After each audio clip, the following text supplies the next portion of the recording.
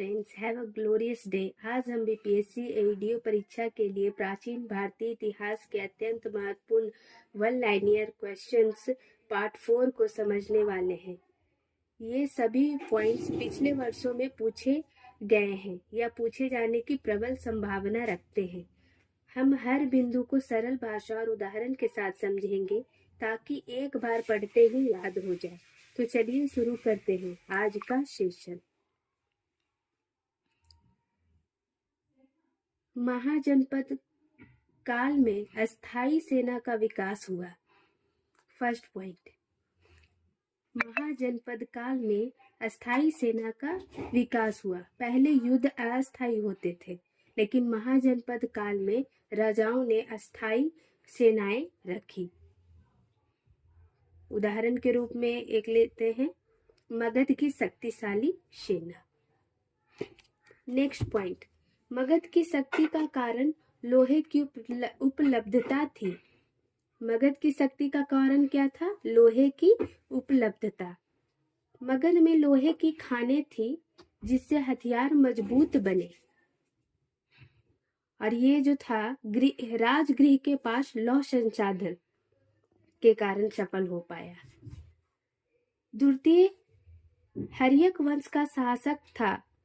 द्वितीय हर्यक वंश का शासक था। उदयन द्वितीय हर्यक वंश का प्रमुख शासक था।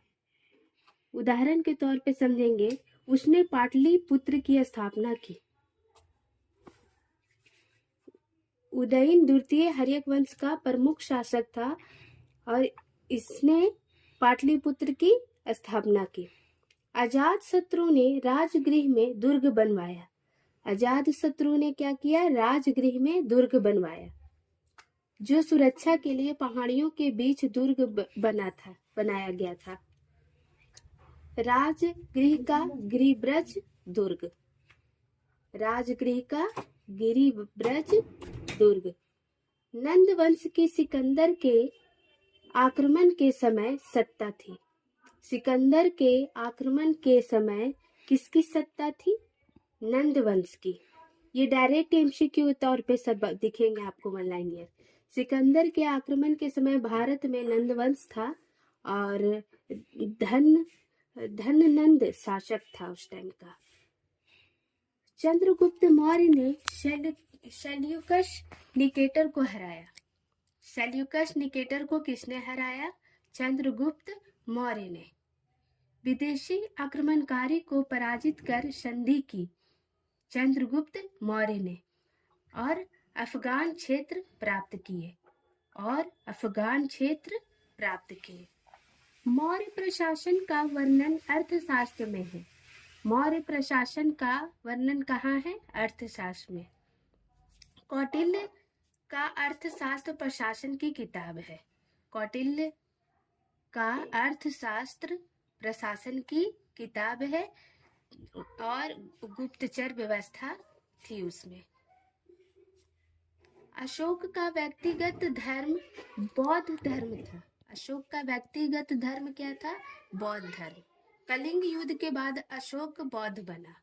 कलिंग युद्ध के बाद अशोक ने बौद्ध धर्म को अपना लिया, बौद्ध बना, और इसका कारण था अहिंसा नीति। वो अहिंसा को मानने वाले थे और अहिंसा नीति को लाना चाहते थे। अशोक के स्तंभ लेख नीति उपदेश है। अशोक के स्तंभ लेख नीति क्या है? उपदेश है। इनमें नैतिक शिक्षा दी गई, माता पिता का सम्मान करना है। शुंग वंश का संस्थापक पुष्यमित्र शुंग था।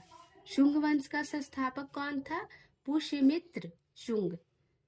मौर्य वंश के बाद सत्ता में आया ये शुंग वंश, और बृहदत्त की हत्या इसी शुंग वंश के द्वारा की गई। सातवाहन शासकों ने दक्षिण भारत में शासन किया। सातवाहन शासकों ने कहाँ शासन किया? दक्षिण भारत में। दक्षिण भारत में शक्तिशाली राज्य के रूप में उभर के आया सातवाहनों के शासकों के दौरान, और गौतमीपुत्र सातकर्णी भी यहीं देखने को आपको इन्हीं के राज्यकाल में, शासन काल में आपको सुनने को मिलेंगे। गुप्त काल में नगरों का पुनः विकास हुआ। गुप्त काल में नगरों का पुनः विकास हुआ, व्यापार और शिल्प बढ़ा इसी टाइम, और पाटलिपुत्र जो है राजधानी थी गुप्त काल की। चीनी यात्री फाहियान गुप्त काल में भारत आया। चीनी यात्री फाहियान जो था वो गुप्त काल में ही भारत आया। उसने समाज का वर्णन किया और कर व्यवस्था का उल्लेख किया।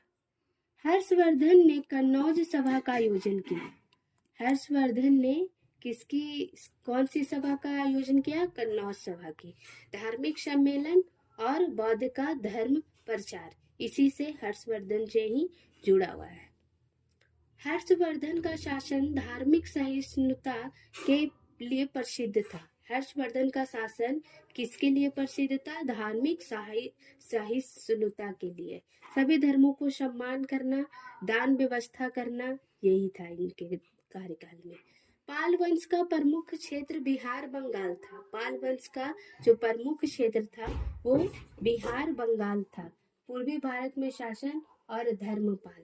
पूर्वी भारत में शासन और धर्मपाल इनका कार्य में था। पाल शासक बौद्ध शिक्षा के संरक्षक थे। पाल शासक जो थे वो बौद्ध शिक्षा के संरक्षक थे। विश्वविद्यालयों को संरक्षण मिला इनके दौरान, इनके कार्यकाल, इनके शासन के दौरान। नालंदा और विक्रमशिला जैसे विश्वविद्यालय जो है और उत्कृष्ट हुए। राष्ट्रकूट वंश दक्षिण भारत में प्रभावशाली था। राष्ट्रकूट जो वंश था वो दक्षिण भारत में प्रभावशाली था, कला और युद्ध दोनों में, और एलोरा का गुफा का भी इन्होंने निर्माण करवाया। बिहार में प्राचीन काल में गणराज्य प्रचलित थी। बिहार में प्राचीन काल में गणराज्य प्रचलित थी। जनता द्वारा यहाँ शासन होता था और लिच्छवी गणराज्य का स्थापना हुआ था। वैशाली में गणतंत्र की व्यवस्था थी। वैशाली में गणतंत्र की व्यवस्था थी।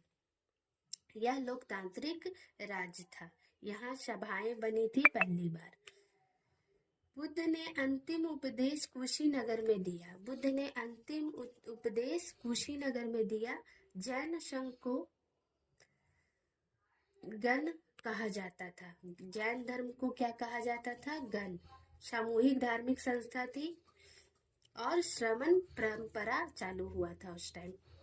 बिहार प्राचीन काल में शिक्षा का प्रमुख केंद्र था, क्योंकि यहाँ विश्वविद्यालय विख्यात हुआ था पूरे विश्व में, जिनका नाम था नालंदा विश्वविद्यालय।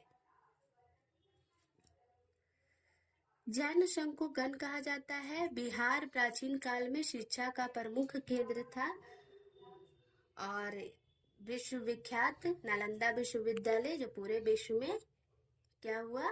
विख्यात हुआ। तो दोस्तों, आज हमने बीपीएससी एईडीयू परीक्षा के लिए अत्यंत महत्वपूर्ण प्राचीन इतिहास के वन लाइनियर प्रश्नों को आसान भाषा और उदाहरण के साथ समझा। अगर आप इन्हें रोज दोहराते हैं तो परीक्षा में सीधे प्रश्न बन सकते हैं। ऐसे ही एग्जाम फोकस नोट्स के लिए जुड़े रहिए। धन्यवाद। All the best. मिलते हैं नेक्स्ट सीरीज में पार्ट 5 में। तब तक के लिए लाइक और सब्सक्राइब करना ना भूलें और बेल आइकन को क्लिक कर दें ताकि नेक्स्ट वीडियो का नोटिफिकेशन सबसे पहले आपको मिल जाए। ये सारे एमसीक्यू के तौर पे मिलेंगे। सारे आप जो वन लाइनियर देख रहे हो, पढ़ रहे हो, वो आपको डायरेक्ट एमसीक्यू में एग्जाम में मिलेंगे।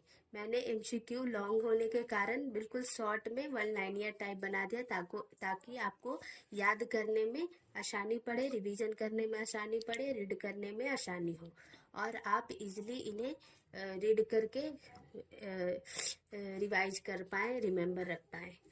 Thank you. मिलते हैं नेक्स्ट वीडियो में।